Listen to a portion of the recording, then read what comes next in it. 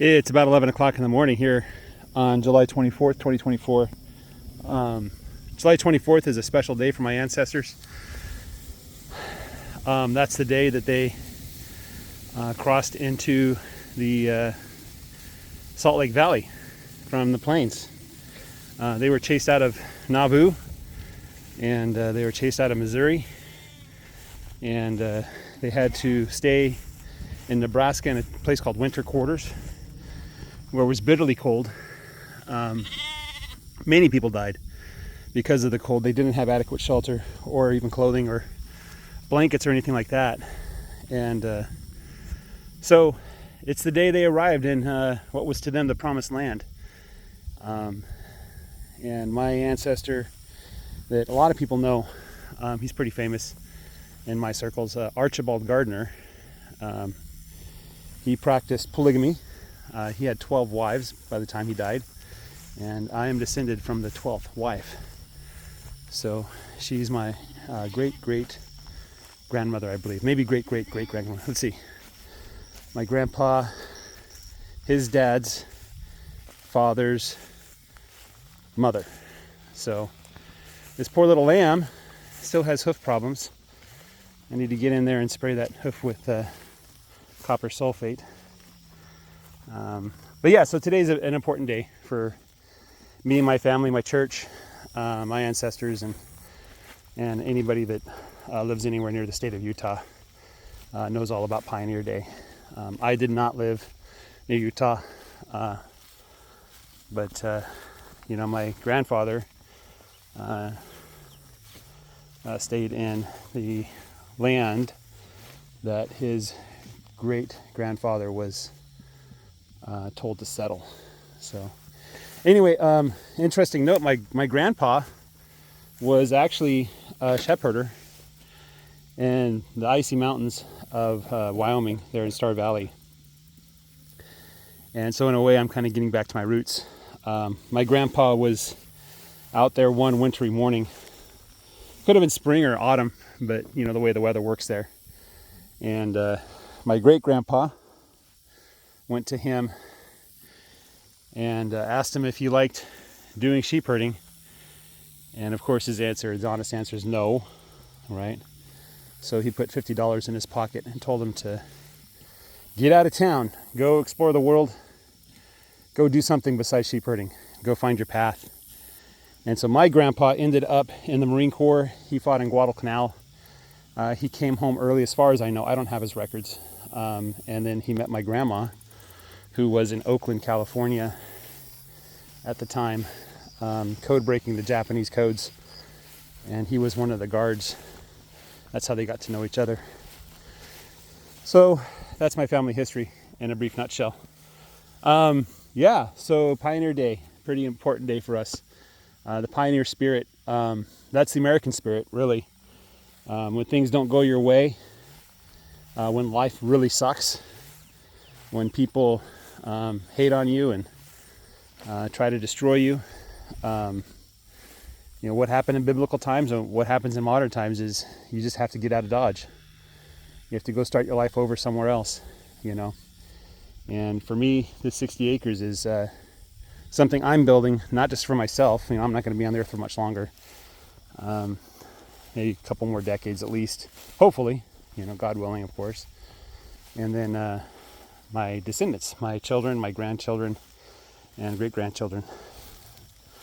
I hope that they'll have something, an inheritance to kind of give them an edge up in life. Maybe you give them something to do and a purpose in life. My own dad, when he became an adult, graduated high school, he went off to college, failed miserably, came home, and his dad persuaded him that maybe he should join the military. So he joined the Air Force during Vietnam. His brother was killed in Vietnam. He was a Marine. And that really had a profound effect on him. And so then he went back to college, got his act together, got an engineering degree, and ended up working on airplanes in the defense industry pretty much for the rest of his career. And then he passed away a couple years ago on Christmas Day. So diabetes is a Really bad disease, everybody. It was not fun watching him go downhill.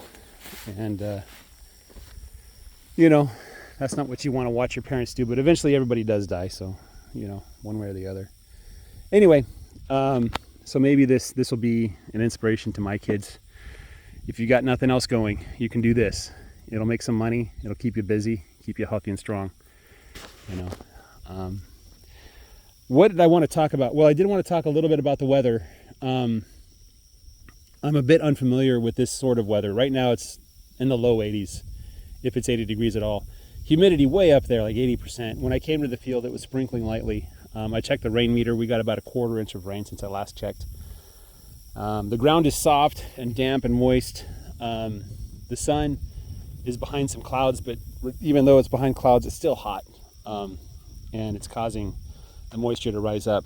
I don't remember how long ago it was, but I was talking about drought. I think maybe probably 4 weeks ago I was talking about drought because an email came out from the drought, you know, whatever US, whatever DS or whatever, I don't know what it is, USDA or something.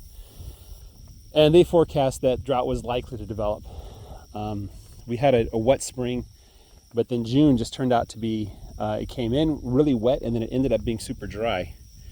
And July was mostly dry until the latter half. We started to get some rain, and now it's just wet. It's really humid and wet. It's like what I imagine the jungle would be like, except the jungle would be 20 degrees hotter. So this is an interesting phenomenon for me because in 2021, when I started this, 2022 and 2023, we all had droughts this time of year. And so I wasn't looking at green, I was looking at brown, maybe a little bit of green. 2021 wasn't that bad because the previous year was super wet, and I think there was plenty of water stored in the soil. And so the Bermuda grass did okay. 2022 was a different story. In 2023, we had a good spring, we had a good early summer, and then late July and late August, it just dried up. And, you know, it wasn't a good enough really spring to really recharge the soil. So that's kind of the story there of why this is weird for me. The other problem, I put problem in air quotes, because this is the kind of problem you want to have. The other problem or issue or concern is that I have too much grass. I was in the eastern part of my pasture.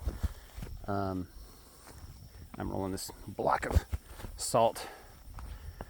I got to move the water too. I just want to kind of stand here so they don't leave the row. But the grass is up to my waist. The seed heads are up to my shoulders, if not my face. Some of them seem even to be taller than me, and I'm a tall guy. I'm 6'4". At least I was last time I measured. I might be shrinking in my age. It's just thick.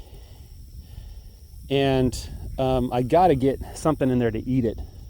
The other problem, again, air quotes for a problem, is the beginning of the pasture, the northernmost edge, has regrown as much as I think it's going to regrow this year. And I'm going to set that aside. The northern half of my pasture as a stockpile through winter. But I could theoretically start grazing there again, probably in wider areas than before. But that's the quote-unquote problem that I'm having right now, is I just have too much grass, and I don't really know what to do with all this grass because I'm not experienced with it. So I'm just going to keep grazing. These rows are too wide. You want the water, don't you? I'm going to stand over here so you don't leave, but you can get your water. So I don't have a lot of experience with this particular kind of problem, which, you know, frankly isn't a big deal. But I do want to optimize my grazing more or less as much as I'm able to. So anyway, plans. I'm thinking of taking the cows out on Monday morning. So that's a week and a half, or half a week from now, basically. I'm thinking of combining the herds and the sheep and the cows together and moving them together. And then I'm thinking of taking the bull and maybe the steer.